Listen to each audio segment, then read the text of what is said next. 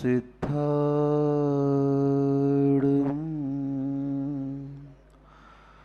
णमो आयर्याडं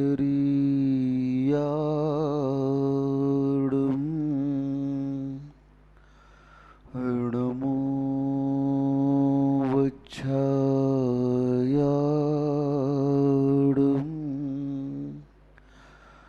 णमो लोये सब साहुडं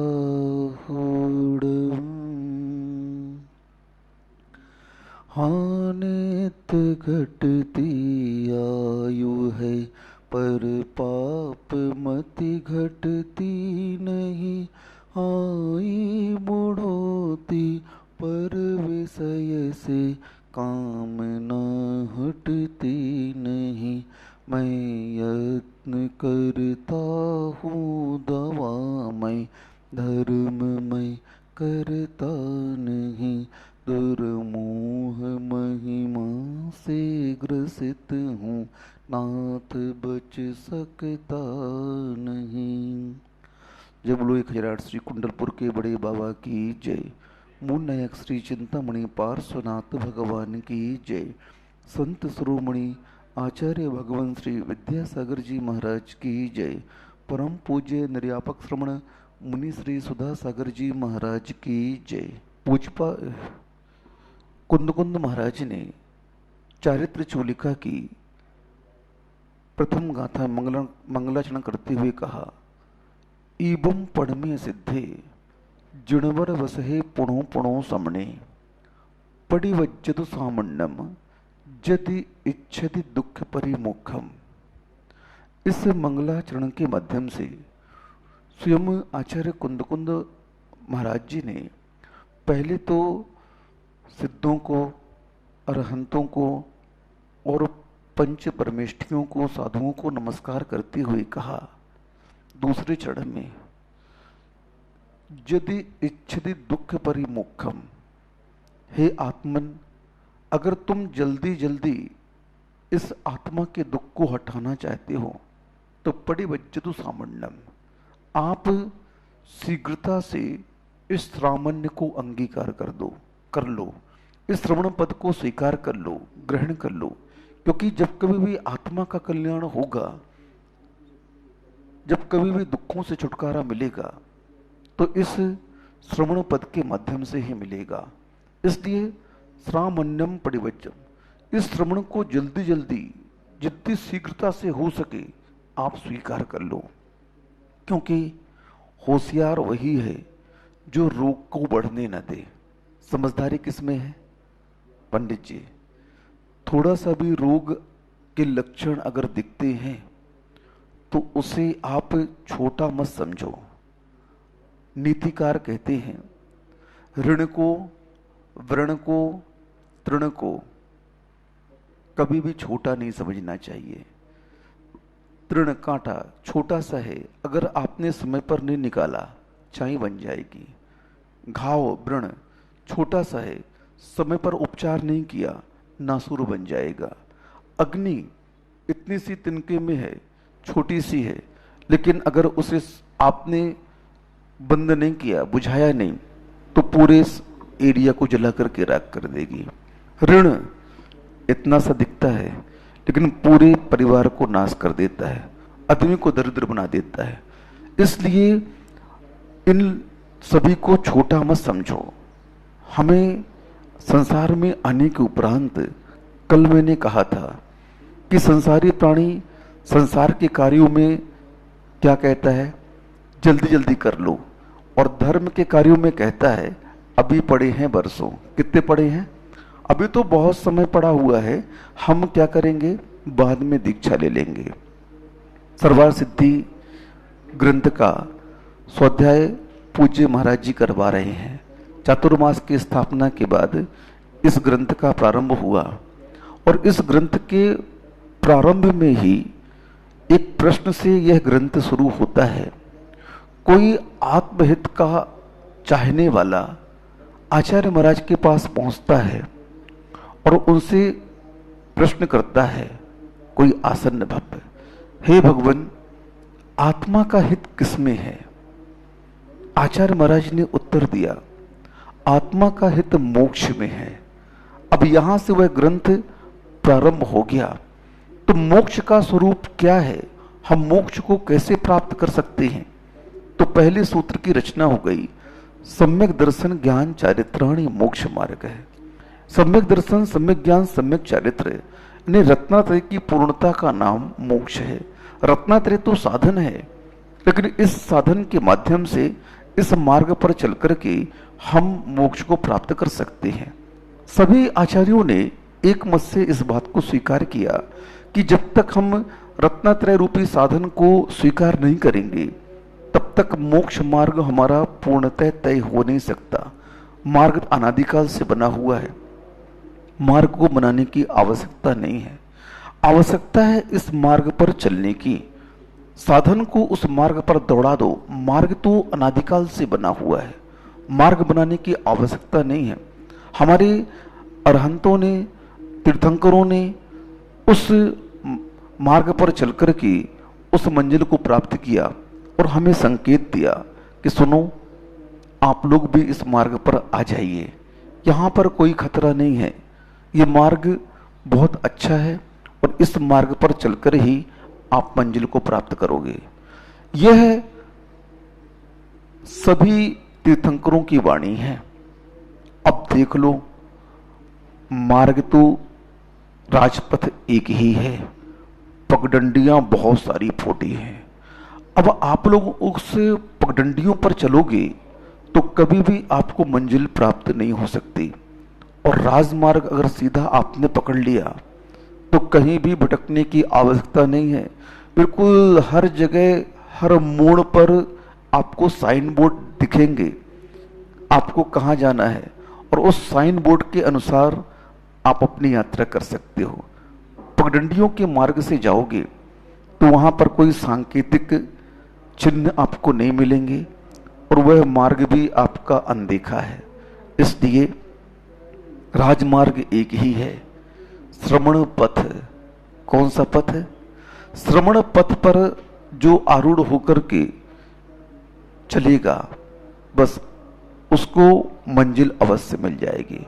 रत्नत्रय रूपी साधन को स्वीकार करके जो श्रवण पथ पर चलेगा, वह जीव उस मोक्ष रूपी मंजिल को प्राप्त कर लेगा।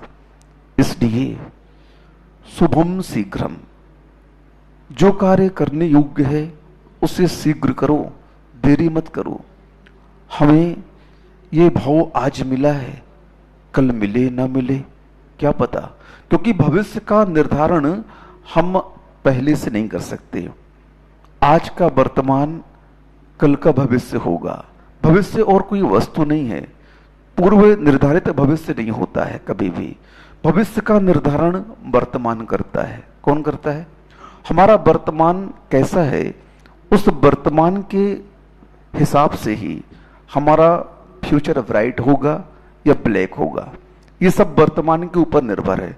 अगर वर्तमान आपका बहुत अच्छा है, सुधरा हुआ है, सुलझा हुआ है, तो भविष्य भी आपका सुलझा हुआ होगा। और वर्तमान आपका डार्कनेस है, काला इतिहास है आपका वर्तमान में, तो भविष्य में भी आपको ब्राइट फ्यूचर नहीं मिलेगा, वहां भी आपको काला मिलेगा। तो सीधी सी बात है, वर्तमान हमारा कैसा है, उस वर्तमान को सुधारने का पुरुषार्थ करो। हमारे यहाँ यह कह दिया कि एक एक क्षण को, एक एक पल को, एक एक समय को आप सार्थक करो। एक एक समय को आप, बल्कि एक एक सांस को जो अंदर जा रही है, बाहर आ रही है, इसे आप सार्थक बनाने का पुरुषार्थ करो, सत् कार्यों में लगाने का पुरुषार्थ करो। संसार के कार्य तो चलते रहेंगे, इसमें कोई नई बात नहीं है। इस संसार के कार्यों के बीच में हम अपने परिणामों को, अपने उपयोग को, अपने भावों को पवित्र बनाएं, ये नई बात है। रोग, बुढ़ापा और मृत्यु आपके इस काया को हो, उसके पहले इस काया के माध्यम से आप जल्दी अपना हित कर लो, जल्दी अपना उद्धार कर लो। क्योंकि शरीर में एक छोटी सी भी बीमारी आ जाती है ना, फिर उस वेदना के साथ कोई भी व्यक्ति धर्म ध्यान नहीं कर सकता। कोई भी व्यक्ति उन व्रतों को पालन नहीं कर पाता। महाराज क्या करे, पालन तो करना चाहते हैं, कार्य तो करना चाहते हैं, लेकिन क्या भैया, शरीर साथ नहीं दे रहा महाराज जी, क्या करें।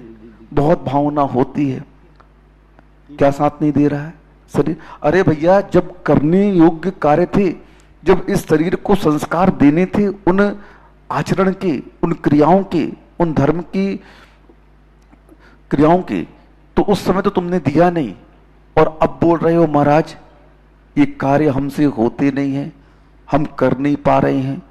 तो बोलते हैं अब जाओ, कर भी नहीं पाओगे तुम, क्योंकि अब तुमने जो समय का सदुपयोग करना चाहिए था वो किया नहीं।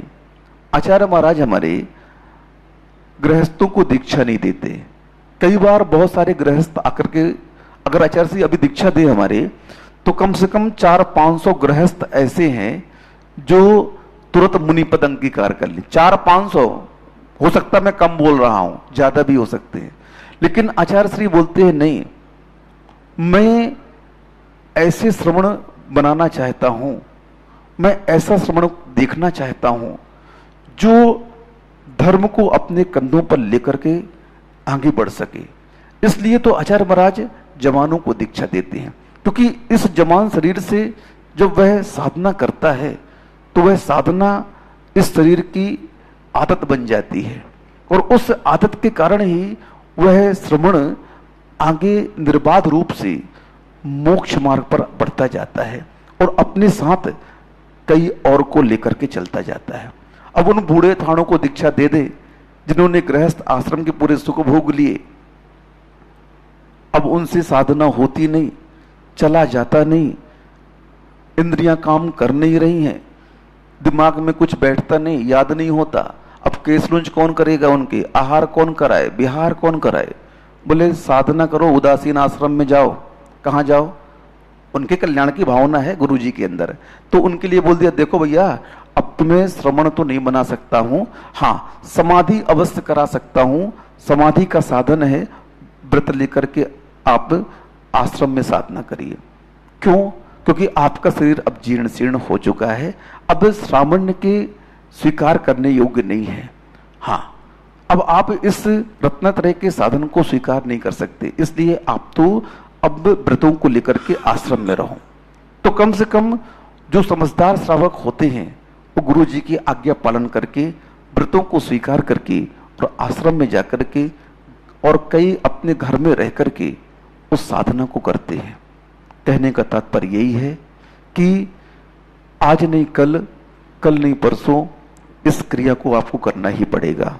जो कल करना है उसको आज कर लें तो काम जल्दी आपका पूर्ण हो जाएगा। इसी भावना के साथ में अहिंसा परमो धर्म की जय श्री ओम नमः सिद्धेभ्य, जय श्री ओम नमः सिद्धेभ्य, जय श्री ओम नमः सिद्धेभ्य।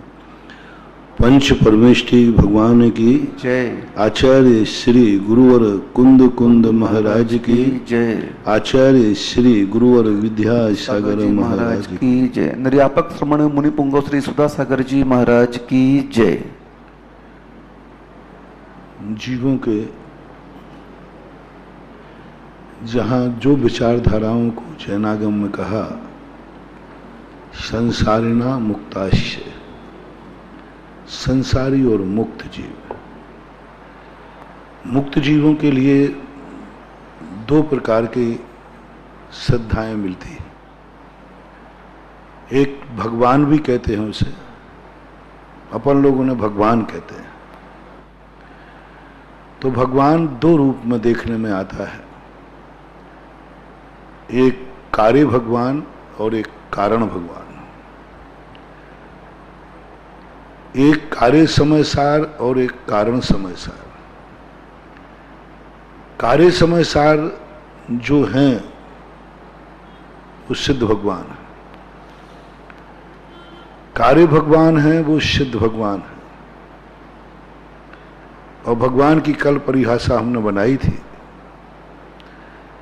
कि जिन्हें इस संसार में कुछ भी अच्छा नहीं लगता, कुछ भी, संसार की कोई क्रिया भी अच्छी नहीं लगती, उन्हें मुनि पद भी अच्छा नहीं लगता, उसको भी छोड़ देते हैं।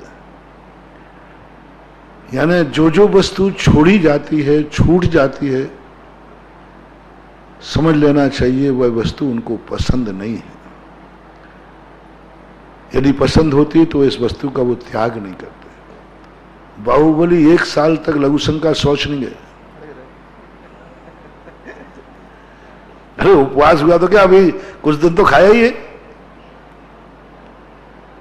जिस दिन मुनि दीक्षा ली उसी दिन के बाद ना तो लघु संज्ञा गए ना शौच गए। क्या बात है। उनको तो था, वो तो कामदेव थे, त्रिशत शलाका पुरुषों में भी नहीं आते। ऐसे कितने लोग हैं, कितने तीर्थंकर, कितने मुनिराज हैं, वो कहते नहीं मुझे मुनि व्रत धारण तो करूंगा लेकिन मुनि व्रत की चर्या पालन करने में उनको रुचि नहीं है। वे स्थिर हो गए, एक स्थान पर खड़े रहे 1 साल तक। मात्र इसलिए कि मैं पिछी नहीं उठाना चाहता, मैं पिछी के अधीन भी नहीं रहना चाहता हूं, ना मुझे पिछी का परिग्रह। ओहो, जिन्हें पिछी भी परिग्रह रखने लगी, जिन्हें कमंडल भी परिग्रह लगने लगा, जिन्हें लघु संघ का जाना भी पाप लगने लगा, जिन्हें शौच जाना भी पाप लगने लगा। क्या बात है मानो, लघु संघ का जाना पाप है। ऐसे ही मत कहते जाओ कुंद कुंद भगवान या अमृत चंद सूर्य महाराज का भगवान आत्मा भगवान। भगवान शब्द बहुत कठिन है, बहुत कठिन है भगवान शब्द। भगवान लगाने के पहले सोच लेना। लघु संघ का जाना भी तुम्हें कभी पाप महसूस हुआ? कभी लगा कि मैं लघु संघ का जा रहा हूं, पाप कर रहा हूं, असंख्यात जीवों की हत्या कर रहा हूं, असंख्यात जीवों। मैं शौच जा रहा हूं, असंख्यात जीवों की आराधना कर रहा हूं, मैं थूक रहा हूं, असंख्यात जीवों को मार रहा हूं। ऐसी अंदर आत्मा की पर्याय जिनकी बन जाती है उन्हें मलौषधि प्राप्त हो जाती है, रिद्धियां प्राप्त हो जाती है। जो जो भगवान बनने के इच्छुक हैं वे आज हमसे एक बहुत बड़ा सबक ले ले। जिस दिन तुम लघु संघ का जाओ, जब जब जाओ, जब जब तुम्हारी आंख में आंसू होना चाहिए और एकदम अंदर से घोषणा होना चाहिए भगवान मैं सबसे बड़ा पापी हूं संसार का। बोले क्यों? बोले लघु संघ का गया। प्रतीति की बात है, अनुभूति की बात है।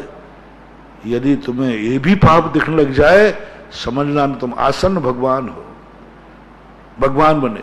शौच जाते हैं, शौच जाने के बाद प्रायश्चित बढ़ गया, दंड बढ़ गया, 27 स्वाचोस्वाद प्रमाण तुरंत में आ जाए। अभी तो लघु संघ गया था, पापी था, अब मैं महापापी हूं, महापापी हूं मैं, ऐसी फीलिंग हो जाए। आहार को गए, फीलिंग करो, हे भगवान मैंने कौन सा पाप किया, कौन सा पाप किया जो मुझे आहार लेना पड़ रहा है, पर के सामने हाथ फैलाना पड़ रहे हैं, पर वस्तु ग्रहण करना पड़ रही है, दूसरे व्यक्ति की वस्तु है वो मैं ले रहा हूं, मैं ले रहा हूं, मैं क्या करूं? मैं आहार दूसरों के सामने हाथ फैलाना, इससे बड़े पाप कर्म का उदय और क्या होगा? अपने बड़ों के सामने हाथ जोड़ना पड़े तो कोई बड़ी बात नहीं, लेकिन अपने से छोटों के सामने हाथ जोड़ना पड़े तो है। बाप को बेटे के सामने हाथ जोड़ना पड़े, पति को पत्नी के सामने हाथ जोड़ना पड़े, राजा को प्रजा के सामने हाथ जोड़ना पड़े, राजा को प्रजा के सामने हाथ झोली फैलाना पड़े, हाथ फैलाना पड़े, शर्म की बात, शर्म की बहुत बड़ी बात। प्रजा राजा के सामने झोली फैलाए तो बात बनती है, लेकिन राजा प्रजा के सामने झोली फैलाए समझ लेना राज का मिटने का समय आ गया। मुनि क्या सोचता है, भगवान कोई ऐसी समस्या हो मुझे कि मुझे आपके सामने हाथ फैलाना पड़े, वो तो समस्या है नहीं। गुरु के सामने हाथ फैलाना पड़े, जिनवाणी मां के सामने हाथ फैलाना पड़े, यहां तक तो हाथ फैलाना मुझे समझ में आ रहा है, लेकिन मेरे पास जो वस्तु चाहिए वो तो गृहस्थ के पास है, असंयमी के पास है, और मुझे उसके सामने हाथ फैलाना पड़ेगा। यदि साधु को हाथ फैलाना पड़े, उसके बाद तुम दोगे, उसके बाद तुम दोगे, तो तुम्हारा अमंगल है और मुझे धिक्कार है। क्योंकि मैं तो अपने आप को धिक्कार ही रहा हूं, क्योंकि जब मेरी पर पदार्थ के ऊपर दृष्टि गई, आहार की दृष्टि गई, तब तक धिक्कार रहा है। लेकिन श्रावक का अपशकुन क्या है? श्रावक का, इसलिए जैन दर्शन ने कहा महाराज तो अपने आप को आहार लेना ही नहीं चाहते, लेकिन महाराज का आहार हमें मांगलिक कैसे होगा? महाराज का आहार हमारा कल्याण कैसे करेगा? तो सबसे पहले कहा महाराज आहार को उठे इसलिए चौका मत लगाना, महाराज आ गए हैं इसलिए चौका मत लगाना, महाराज के आने के बाद चौका, महाराज आहार को उठेंगे तो चौका। पूछ लो कल 14 से भैया महाराज उठेंगे कि नहीं उठेंगे? तुमने बहुत बड़ा अमंगल कर लिया। साधु आहार को उठेगा, तुम साधु आहार बनाओगे। इसलिए जैन दर्शन ने स्पष्ट कहा, हे श्रावको, यदि साधु का आहार तुम्हें मंगल चाहिए है तो तुम इसकी प्रतीक्षा मत करो कि साधु उठेगा कि नहीं उठेगा, इसकी प्रतीक्षा रहो साधु उठे या ना उठे, मैं आहार देने के लिए तैयार हूं, आहार देने के लिए तैयार हूं। बस मैं तो हमेशा तैयार। राज साधु उठने के बाद नहीं, साधु आने के बाद नहीं कि भैया तुम्हारे यहां आऊं तो चौका लगेगा, आप आओ महाराज चौका लगेगा, गारंटी है मेरी। भाई मैं आपके यहां चतुर्मास करूं तो चौका वगैरह लगेंगे नहीं लगेंगे? कितने लगेंगे? महाराज आप आओ तो सही, चौका लगेंगे पक्का है। कुछ नहीं बंधुओं, साधु को रोटी खिलाओगे फलेगा नहीं तुम्हें। आपको क्या कहना है? महाराज आप पधारो, हमारे यहां सदा चौका लगते हैं, आप आओ तो चौका लगाऊंगा। मैं लेता हूं महाराज संकल्प, आप चतुर्मास करो पूरे 4 महीने, 4 महीने का चौका। आप पहले कहो, पहले चतुर्मास करोगे, आप मेरे यहां आओगे तो चौके 4 महीने मेरा लगेगा, आप चिंता मत करें। नहीं मनवा, वजह नहीं आया, बहुत कुंड पढ़ने पड़ेगा, 5 आश्चर्य नहीं होंगे अब अतिशय नहीं होगा, अब वो 7 पूर्णबंध नहीं होगा। क्योंकि राजा साहब आप मांग के देखो, जो मांगोगे वो दूंगा। प्रजा के लिए बहुत बड़ा अपमान है, राजा ना मांग पाए उसके पहले दे दो। बड़ा आदमी को देना है तो मांगने के पहले देना, और भिखारी को देना तो मांगने के बाद देना। भिक्षु और भिखारी में अंतर बता रहा हूं। मांगने के बाद दिया तो भिखारी को दिया है, वो पुण्य लगेगा, और मांगने के पहले दिया तो भिक्षु को दिया है, ये पुण्य लगेगा। हाँ, आपको कौन सा पुण्य चाहिए? साधु के आने के बाद आप आइए महाराज, पूरा चौका, मेरा चौका तो पक्का है, आप आइए भर। नहीं बंधु, अतिशय खत्म हो रहा है। आप तो ये बोलिए महाराज आप ये छोड़िए विचल, हमारे यहां सदा चौका लगता है, हम सदा शुद्ध खाते हैं, हम सदा मुनियों का अतिथि भाग करते हैं। महाराज हम वृत्ति हैं, वृत्ति। आप आओगे तो अतिथि संविभाग होगा, नहीं आप नहीं भी आओगे तो भी अतिथि संविभाग होगा, नहीं आने पर भी होगा। भाव कर लिया ना। जब मुनिराज नहीं होते जहां क्या उनके अतिथि संविभाग नहीं पलते? जिस समय साधु पलते हैं वो भावना करते, परिणाम करते। हमने आपके लिए चौका नहीं लगाया है, लेकिन आपको दिए बिना मैं खाता भी नहीं हूं। चाहे मन से दूं, चाहे वचन से दूं, चाहे काया से दूं, चाहे कृत से दूं, चाहे कार्य से दूं, चाहे अनुमोदना से दूं। सम्यक दृष्टि जीव महाराज के लिए चौका लगाता नहीं, और महाराज को आहार दिए बिना भोजन करता नहीं। सम्मान सूचक बता रहा हूं, आहार चर्ये में पंच आश्चर्य कब होते। महाराज को चौका लगाएगा नहीं, महाराज आ रहे हैं इसलिए चौका लगाए नहीं, और महाराज को आहार दिए बिना भोजन करेगा। अब आहार अपने यहां 6 तरीके बता दिए मैंने, कृत, कारित और अनुमोदना। कृत से करेगा, मिल गया भगवान, मिल गया कोई त्यागी वृत्ति मिल गया, किसी न किसी, पहले वो मुनिराज को ढूंढेगा, फिर आरिका को खोजेगा, फिर वो इलक शुल्लक को खोजेगा, फिर ब्रह्मचारिणी को खोलेगा। ये नहीं मिले तो दुकान पे से किसी जैन ग्राहक को पकड़ ले आएगा। पहले होता था, रतिराम तुम लोगों के यहां ज्यादा होता था। ये वृद्ध लोग बैठे, ये दुकान पे से घर पे पकड़ के ले जाते थे। कोई जैनी भर आ गया शाम को, सुबह आया माल लेने, दुकानदारी करने, और तुरंत पूछते थे कि भाई भोजन हुआ कि नहीं, चलो भोजन करो। पहले ग्राहक को भोजन करा रहा है सेठ। वही मैं यही सोच रहा था कोई मिल जाए। जैनी की आदत थी, जैनी का नेचर था, इसी कारण जैनी कभी भूखा नहीं सोता था।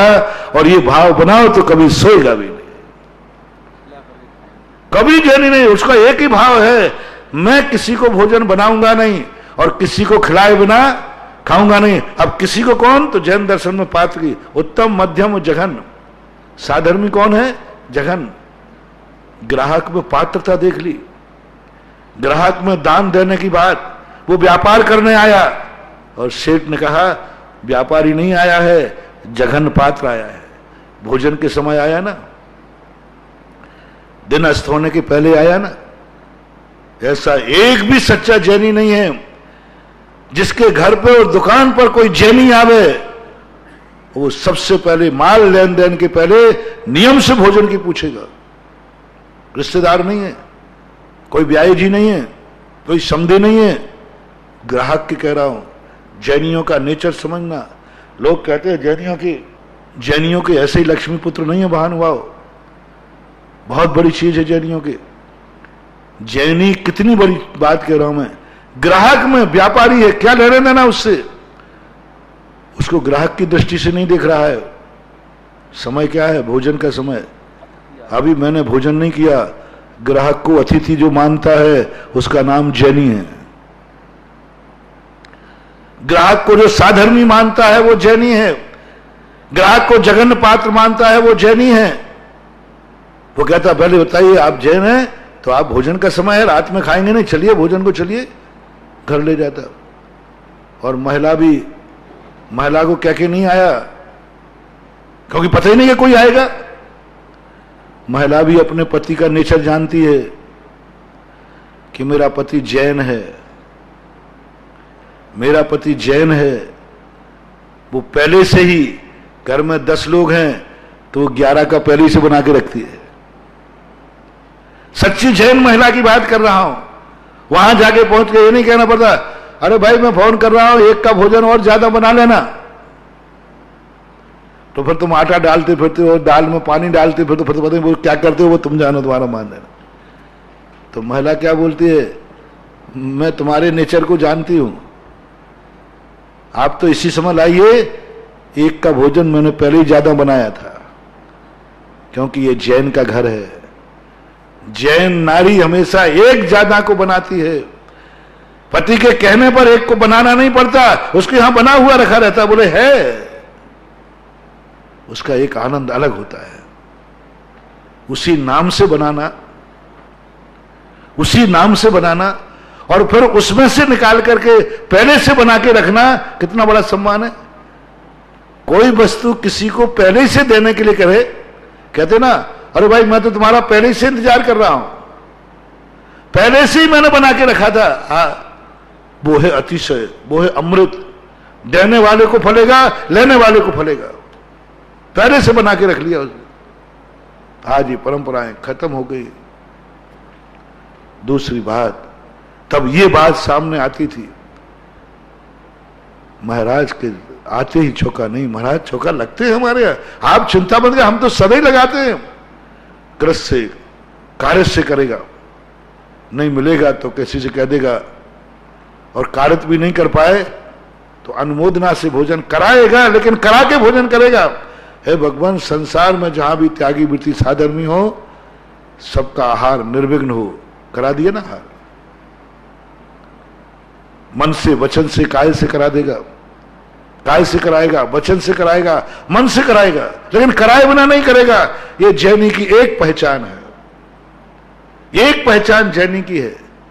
अब जो जैनी हो वो भोजन खाने के पहले कितनों को भोजन कराते हैं, किस किस को भोजन कराते हैं, वे सब जैनी हैं, और जो नहीं कराते हैं वे सब बनिया हैं। बनिया और जैनी में बहुत अंतर है।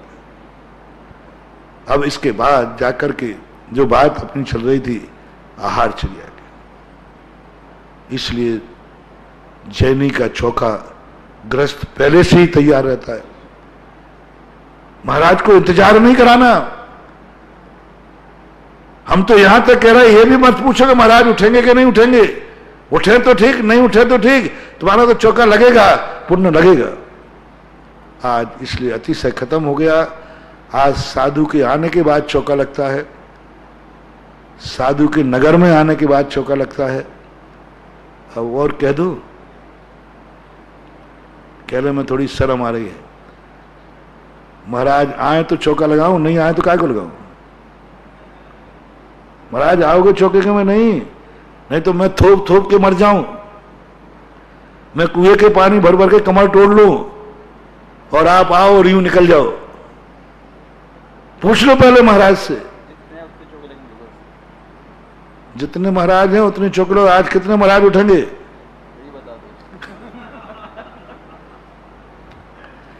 और कभी कभी तो इतना हो जाता है निकृष्ट, महाराज आज तो 14 से सबके उपवास तो होंगे ही, होंगे ही।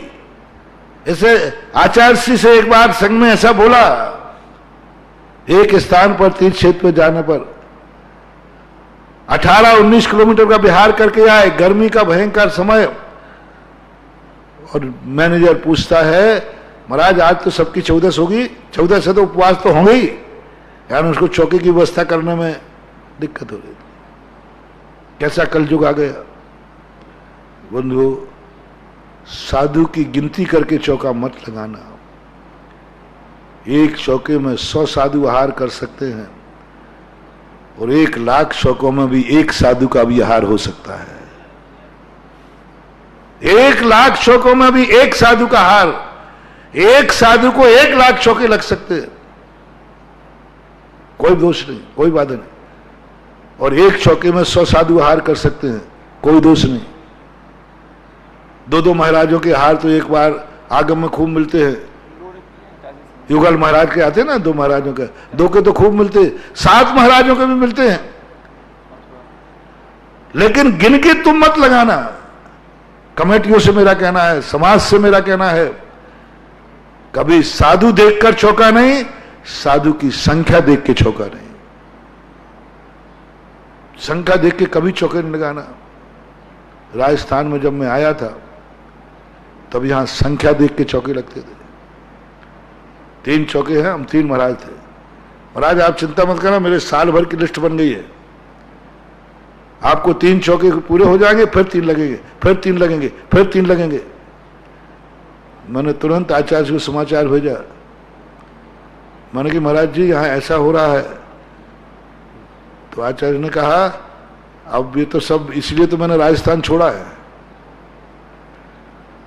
अब तुम अपने हिसाब से करो, अभी लौटना नहीं, इनको समझाओ। तो हम लोगों ने एक बार मीटिंग की, व्रत परिसंख्यान लिया। अब वैसे तो बोल नहीं सकते कि तुम मुझे 4 लगा। हम लोगों का तरीका थोड़ा सा अलग ढंग का है।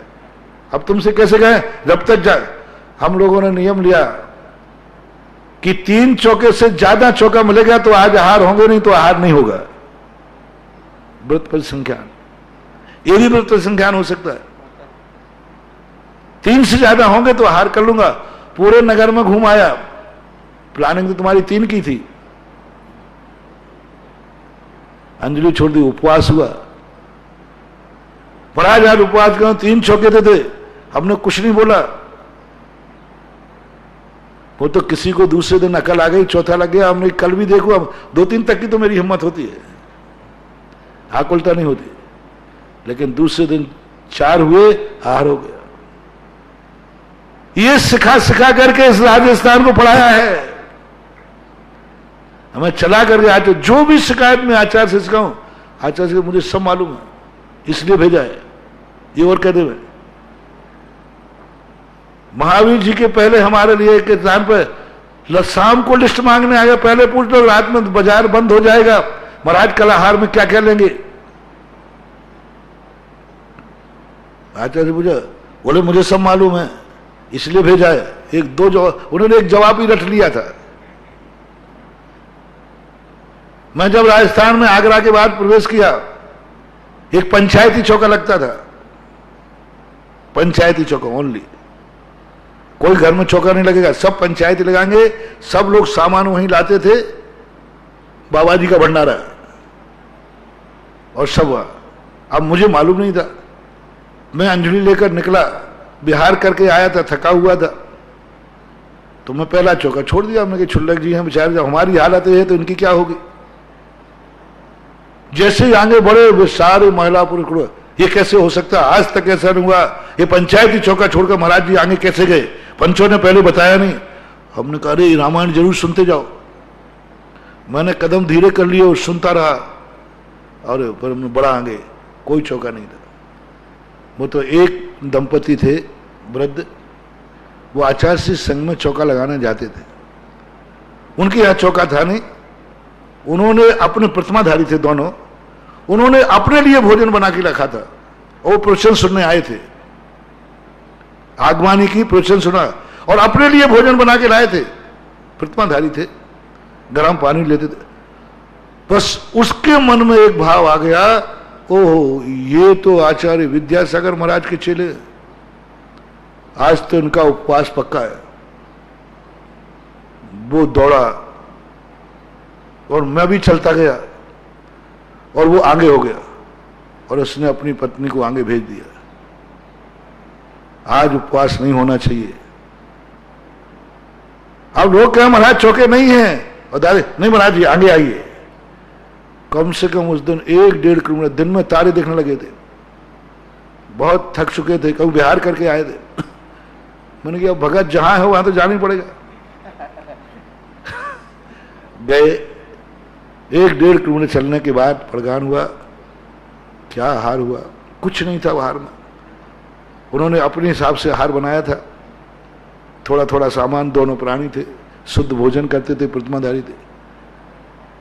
लेकिन जब आहार अंजलि में लेकर किया, उस दिन जैसा स्वाद आज तक नहीं आया।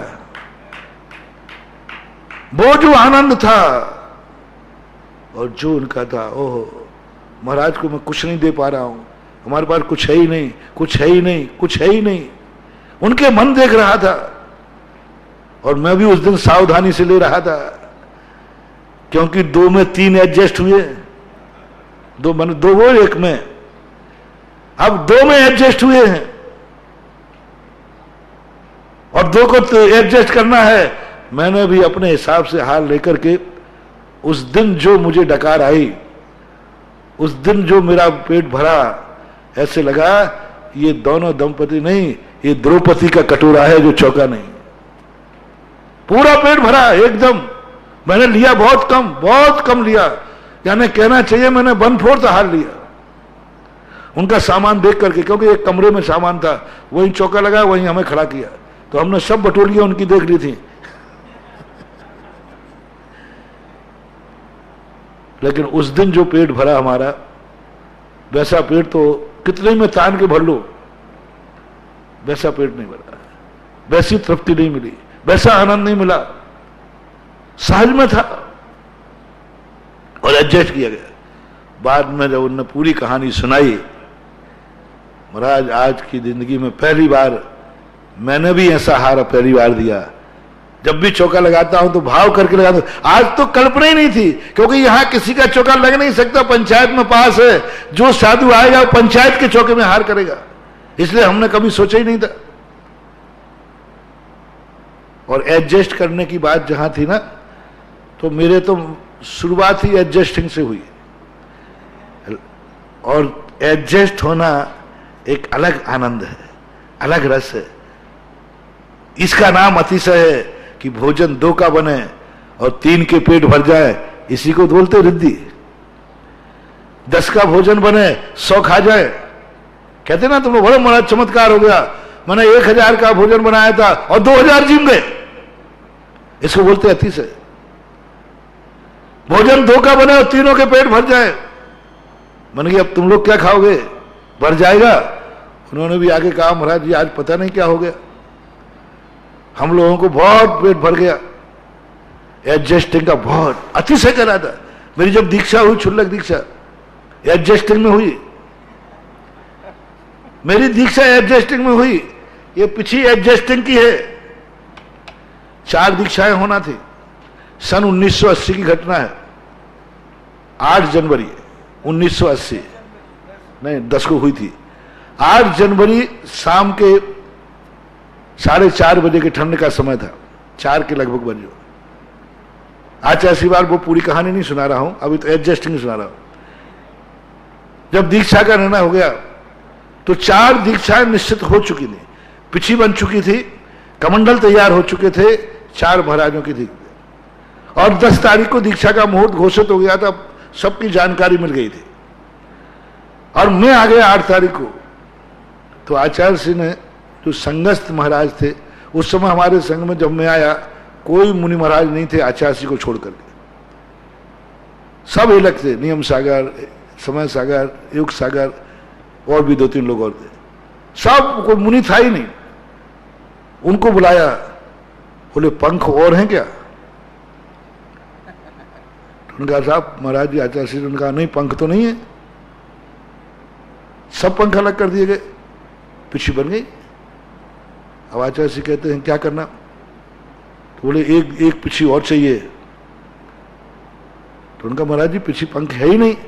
तो आचार्य ने ऐसा करो, इन 4 में 5वीं एडजस्ट करो, इनको 4 को खोलो और इनमें 5 बनाओ। मुझे इसलिए याद आ गया कि कोई व्यक्ति मेरे से कोई भी करना चाहे तो मैं एडजस्टिंग वाला साधु हूं। जिसका मंगलाचरण एडजस्टिंग से हो तो मैं एडजस्ट कर लेता हूं। पिछी बन गई, 5 पिछी बन गई। अब लगे बेचारे, सारी पिछी खुली।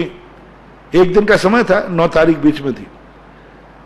अब महाराज लोग सब बेचारे दिन भर 5 पिछी बनाई।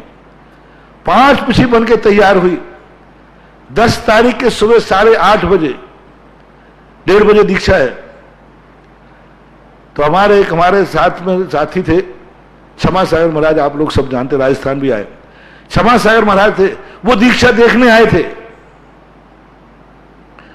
और दीक्षा देखने के बाद पता नहीं उनका क्या माहौल बना, घर से भी मन बना के आए हों कैसा। और वे आचार्य जी पास श्रीफल लेके आए, बोले महाराज जी अब मैं घर नहीं जाऊंगा। आचार्य सिंह का कोई शुभ संकेत दिख रहा है, कैसे समय पे घर नहीं जाएंगे? और महाराज घर नहीं जाओ तो क्या दीक्षा लोगे क्या? बोले हाँ दीक्षा लेने को तैयार हूं। आचार्य सिंह को पता नहीं क्या भाव है, अपने आचार्य सिंह तो तुरंत का तुरंत निर्णय लेते हैं, अच्छा ठीक है। फिर बुलाया संघ को, बोले ऐसा करो, पंख तो है ही नहीं ना? बोले नहीं है साहब। पिछली 5 बना ली कि नहीं? बोले आज दीक्षा है तो वो तो बनेगी, अभी खुली रखी है कि बन गई? महाराज जी अब आज दीक्षा है तो क्या खुली रखेंगे? बन गई। 8:30 बजे कहते हैं एक पिछली और एडजस्ट करो। अब महाराज लोगों की तो हालत खराब। महाराज एडजस्ट कैसे? अभी बनाइए 5 को 6। बोले हाँ वो तो बनना ही है 6, ये और कह दिया। अब महाराज लोगों ने बहाना बनाया, महाराज जी पंख तो 6 बन जाएंगे लेकिन डंडी नहीं है, डंडी है। आचार्य का अच्छा डंडी नहीं है। अब आचार्य जी के पास समस्या नाम की कोई चीज नहीं है। महाराज लोग खुश के अब डंडी के कारण तो पिछी बनेगी ही नहीं, और बनेगी नहीं, अपन को 5 खोलना नहीं पड़ेंगे। आचार्य जी कहते अच्छा ऐसा करो, डंडी नहीं है ना तो ये जो इसके जो पिछी के डंठल होते ना, ये डंठल तो पड़े होंगे ना कहीं, इन डंठलों को रस्सी से बांधो और यूं करके पिछी बना दो। बिना डंडी के। क्षमा सागर की पीछे मिली थी, बिना डंडी की मिली थी। एडजस्ट, क्या आनंद की दीक्षाएं होती थी। एडजस्टिंग की दीक्षाएं बहुत विचित्र, आते जा रहे एडजस्ट होते जा रहे, आते जा रहे एडजस्ट होते जा रहे। इसी को बोलते हैं अतिशय और चमत्कार। तो इस स्थिति को लेकर के हमें याद आ गया एडजस्टिंग का, तो कितना बड़ी स्थिति बन जाती है। आचार्य जी को समाचार भेजा कि आचार्य जी ऐसी ऐसी स्थितियां हैं यहां। सब एक साथ भेजे थे, सुना मैं क्रम से रहा हूं। आचार्य ने कहा मुझे मालूम है। अरे आप कोई अवध ज्ञानी है क्या? मैं समस्या लिख रहा हूं। हाँ मुझे मालूम है। और अंत में फिर क्या कहें, इसलिए भेजा है। जब यहां पर आए, जब सांगानेर आए, अजमेर के श्रीफल आए, हर मंदिर के अलग अलग श्रीफल। मैंने कि महाराज कौन से मंदिर में करूं? बोले अजमेर में। मैंने कि अजमेर का श्रीफल नहीं आया। एक केसरगंज का आया, एक नसिया जी का आया, एक धड़ा का आया, एक फड़ा का आया, सबके अलग अलग श्रीफल आए। और आचार्य श्री ने अजमेर दिया। बोले अजमेर में चतुर्मास करना है। मैंने कि अजमेर का श्रीफल आया ही नहीं है। तो आचार्य कहते मालूम है मुझे, मालूम है वहां श्रीफल कभी अजमेर का नहीं चढ़ता, अपने अपने मंदिरों के श्रीफल चढ़ते। जो साधु जहां पर चतुर्मास करेगा वो वहीं का माना जाएगा, दूसरे कोई लेना देना नहीं। और आपने तो अजमेर कहा है, ये तो केसरगंज का श्रीफल है, ये तो सेठ जी की नसिया का श्रीफल है, ये तो धड़े का श्रीफल है, ये तो आतेड़ का श्रीफल है। बोले महाराज हमारे यहां तो ऐसे ही चढ़ते, पूरे हमारे यहां कोई समाज नहीं है ऐसे श्रीफल चढ़ते। अब फिर एडजस्ट करना है। जैसे तैसे हमने कहा भाई अजमेर का चतुर्मास था, लेकिन अब नहीं हो पाएगा क्योंकि अजमेर का श्रीफल नहीं चढ़ा। तो एक भागचंद गदिया थे, उन्होंने ये बात को समझ लिया। उन्होंने आकर के मीटिंग की पूरे, अरे अपन धड़े में बट करके चतुर्मास खोदेंगे। फिर सब मिलकर के अजमेर का श्रीफल रहा, तब चतुर्मास हुआ। तब वहां चौकों की लिस्ट बन गई। बोले महाराज आप 3 साधु है, पूरे 4 महीने का पैक। पहले 3 फिर 3, बहुत बहुत ज्यादा होता कह दिया। एक नगर में उपवास हुआ मेरा, 2 मोहल्ले थे। अब इस मोहल्ले में वो कहते महाराज तो एक ही मोहल्ले में जाएंगे। हम और निशंक सागर जी थे उस समय, 2 महाराज थे। तो उन्होंने कहा ऐसे करो महाराज खाली चौके रहते हैं, आज इस मोहल्ले वाले लगाएंगे और कल इस मोहल्ले वाले लगाएंगे। अब मुझे पता नहीं कि रात में मीटिंग में ये हो गया है। मैं अंजलि लेकर निकला, तो मैं 2-3 दिन से इस मोहल्ले में गया नहीं था। तो आज मैंने मन बना लिया कि आज हम इसी मोहल्ले में जाएंगे। 2-3 दिन हो गए, वहां भी चौके लगे। उधर तो उनका कट बंटवारा होगा, तो आज तो इस मोहल्ले में लगेंगे। अब वो रोके महाराज जी चौके इधर है। मैंने कहा कि ये लोग फिर रोक रहे हैं। मैंने कहा मैं यहीं जाऊं। पूरा मोहल्ला घूम आया। मैंने कि आज कोई इनके यहां मर गया क्या, कोई गमी हो गई, क्या हो गया? और मेरा नियम था कि आज उसी दिशा में जाऊंगा। आकर के अंजलि छोड़ दी। बोले महाराज ये क्या गया? मैंने कहा कोई चौके ही नहीं था। अरे महाराज सारे चौके यहां लगे इस तरफ। बोले क्यों? बोले हमने बंटवारा कर लिया है। अब बोलो, ये सारी चीजें इसलिए सुनाना चाह रहा हूं, ये सब तुम्हारे लिए अमंगल हैं। मोहल्ले का बंटवारा करना, चौके का बंटवारा करना, इतने साधु हैं, इतने चौके लगेंगे, इसके बाद इनका लगेगा, इसके बाद इनका लगेगा, ये सब तुम्हारे लिए अमंगल सूचक है। हमारे लिए तो हार करना ही है अमंगल है। हमारी नहीं बोल रहा हूं, हम तो तुम्हारे पक्ष में बोल रहा हूं कि तुम्हारे लिए ये इस प्रकार का बंटवारा कर लिया। नहीं महानुभाव, साधु 1 हो या 100 हो, साधु की और चौके की गणना कभी मत करना।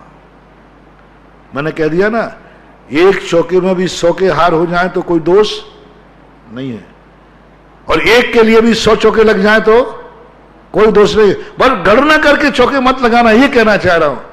1 लगे तो लगे, 2 लगे तो लगे, उसकी बात नहीं है। लेकिन गणना करके मत लगाना, कमेटी वालों, समाज वालों, कितने साधु कितने चौके, ये गणना कभी मत करना। ये अशुभ है, ये बहुत बड़ा अमंगल है, अमंगल। ये मान के कभी चौका मत लगाना कि आज महाराज उठेंगे या नहीं उठेंगे, बलि मत लगाना।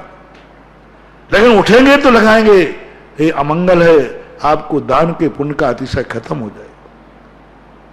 साधु आ जाए नगर में और दरवाजे पर साधु आ जाए, फिर पड़गाने खड़े होना, साधु से कह दिया अब यहां तक तो तुम्हें माफ कर दिया, ठीक है, इसने तुम्हारे आने के बाद चौका लगाया है, तुम्हारे नगर में आने के बाद चौका लगाया है, चलो माफ कर दो।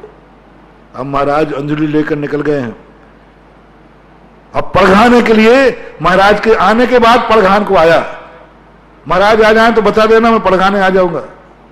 अब महाराज खड़े हैं, उन्होंने कहा नहीं, हे श्रमण, तू भिखारी नहीं है। दरवाजे पर यदि पहले से खड़ा हुआ श्रावक मिलेगा तो जाना, नहीं तो इतना बेशरम भी मत बनना कि तुम जाके खड़े हो जाओ, फिर पड़घाने वाला आवे अंदर से, जैसे भिखारी करता है। भिखारी को देने के लिए देने वाला दरवाजे पर पहले खड़ा होता है कि भिखारी पहले खड़ा होता है? भिखारी पहले खड़ा होता है, जब वो मांगता है तब लाते हो अंदर से। लेकिन साधु के लिए महाराज के आने के पहले पड़घान को खड़े होते हो कि महाराज के आने के बाद पहले खड़े होते? बस यहां से होती है साधुता शुरू, यहां से होता है दान प्रक्रिया शुरू, यहां से होता है साधु की थोड़ी बहुत इज्जत। वैसे ही साधु शर्मिंदा है, वैसे ही साधु के अंदर परिणाम बिगड़ रहा है कि मैं कहां से आहार को ग्रहण कर रहा हूं, वही गृहस्थ के सामने, और गृहस्थ का इंतजार और करना पड़े तो फिर साधुता तो खत्म, भिखारी बन गया वो। और तुमने भिखारी को दान दे, भिखारी को दान देने का पुण्य जो लगेगा वो तुम्हें लगेगा, बाकी साधु का पुण्य नहीं लग सकता, क्योंकि तुम पहले। फिर देखिए, मैंने एक थाली दिखाने की बात सोची। मैंने कहा इस थाली क्यों दिखाई जाती? इसके कई कारण हैं, उनमें से एक कारण बताऊंगा। थाली अंजलि खोलने के बाद दिखाई, अब महाराज मांग ही रहे हैं तो दे दो। नहीं, साधु मांग नहीं पाए, उसके पहले ही भोजन की थाली ला दो। ये तो देखना ही है कि भाई क्या क्या सामान है। ये कि साधु मांग नहीं पाए, साधु की अंजलि नहीं खुल पाए, और अपन को आहार दिखा देना है। अंजलि खुलने के पहले, याचना करने के पहले श्रावक कहता है गुरुदेव आप मांगोगे नहीं, हम देंगे सो आप लोगे। अभी महाराज ने मांगा नहीं है, याचना नहीं की, उसके पहले थाली दिखा दी, गुरुदेव आपको मांगने की जरूरत नहीं, आपके लिए ये भोजन है, ये देखिए सारा भोजन दिखा दिया। अब साधु देने को तैयार हो जाता है। मन शुद्धि, वचन शुद्धि, काय शुद्धि, आहार जल शुद्ध है। साधु ने अंजलि खोल दी, तब शुद्धि बोली कि पहले बोली? पहले बोली। पहले शुद्धि बोलना, महाराज आप आहार लेने नहीं आए हो, मैंने तो आहार देने बुलाया है। देखो सम्मान, देखो सारी माया पलट दी। आप आहार लेने नहीं आए हो, मैंने तो आहार देने आपको बुलाया है। मैं देना चाहता हूं, मेरे गुरु तो लेने नहीं चाहते, मेरे गुरु लेना नहीं चाहते हैं, वो तो मुझ भक्त का प्रेम है, तो वो मेरा प्रेम रखने के लिए अंजलि खोलते हैं। मेरे महाराज मांगते थोड़ी है, मैं दे रहा था तो महाराज ने ले लिया। ये है दान की प्रक्रिया महानुभाव। लेकिन फिर भी साधु की जो बात कर रहा था, आसन्न भगवान कौन है, कारण का कारण भगवान कौन है? जो पुण्य से घबराता है, आहार से घबरा गया, फिर चलने फिरने से घबराता है, आंख खोलने से घबराता है। हे भगवान मैंने कौन सा पाप किया जो मुझे आंख खोलना पड़ी? साधु सदा आंख झुका के जीना चाहता है, कुछ नहीं देखना चाहता। वो कहता मुझे नहीं देखना इस संसार में। और तुम, अच्छाई तो तुम्हें दिखती नहीं है, बुराइयां देखने के लिए ये गर्दन बगला जैसी हो जाती है। बुराइयां देखने के लिए आंख फाड़ के देखता है, बुराइयां देखने के लिए झांक के करता है। दूर का जो अभी दूर है जिसका मोक्ष, अपने दोष तो छुपाता है और दूसरों के जो दोषों को झांक के देखता है, ये है अनंत संसारी का लक्षण। अपने दोष तो छुप के करेगा, कोई देख नहीं लेवे, और दूसरों के दोष झांक के देखेगा। ये कितने % लोगों की आदत है? अपना दोष तो छुप के करे, किसी को पता नहीं चल जाए, और दूसरों के दोषों को दीवार में कान लगाते ना, कहते ना अपन दीवार में कान लगे, दीवार में कान लगा के सुनता है क्या हो रहा है, झांकता है। आसन्न भगवान कौन है? आंखों के सामने दिख रहा है तो देखना नहीं चाहता। पश्यन्नपि न पश्यति, देखता हुआ पूछा महाराज आपने क्या देखा? भैया मैंने देखा ही नहीं। आपकी आंख तो खुली थी, आंख खुली थी, लेकिन मेरा उपयोग नहीं था। जिस दिन तुम्हें आंख खोलना पाप लगने लग जाए, हे भगवान मैंने कौन से पाप किए जो मुझे अपनी जिंदगी चलाने के लिए आंख खोलना पड़ रही है। बाहुबली ने आंख ही नहीं खोली, नासा दृष्टि कर ली, नासा दृष्टि कर ली, सुनना ही बंद कर दिया, चलना फिरना बंद कर दिया। आशीर्वाद देने में भी जिसको लगता है ये भी हमारा अहंकार है। चलना हीलिया समिति से लगता है भगवान ये चलना कब बंद होगा? अंत में जाकर के आहार छोड़ो, शरीर के प्रति घृणा हो जाती है, शरीर के प्रति घृणा हो जाती है। इस शरीर को 100 बार जलाता है कारण भगवान, आसन्न भगवान 100 बार जलाता है इसको, और इतने दुख देता है। इसलिए तुमने देखा साधु बहुत सारे साधु शरीर के लिए कितना शोषण करते हैं, इसलिए करते हैं मुझे इससे घृणा है। ज्ञानारणों में अग्नि धारणा के माध्यम से सैकड़ों बार इस शरीर को जलाता है, ध्यान में अग्नि धारणा में। भगवान आसन्न भव कौन?